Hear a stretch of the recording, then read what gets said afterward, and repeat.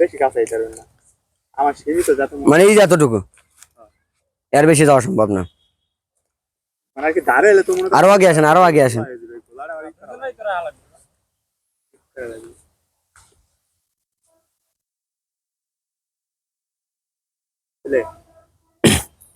Camera play করছেন আপনি? আচ্ছা।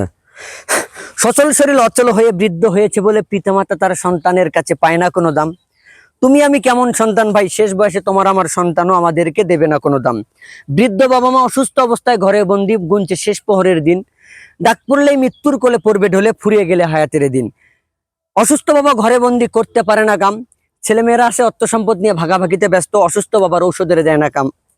অসুস্থ বাবার ঔষধের দেয় না কেউ দাম। যে সকল সন্তানরা নিজ বাবা মার সাথে স্বার্থপরতার এত বড় নোংরা কাজ করতে পারে, আপনি আমি কি কারো কোনো সমস্যাতে তাদের কিচ্ছু যায় আসে না তাতে। শেষ বয়স বৃদ্ধ করে শেষ বয়সে তুমি একদিন নীরব হয়ে কাঁদবে, তোমারও সন্তান অবহেলা করবে, তোমাকে ঠাঁই দেবে না তাদের ঘরে। সেদিন নীরবে বসে কাঁদবা, তুমি অঝরে ফেলবা চোখের পানি।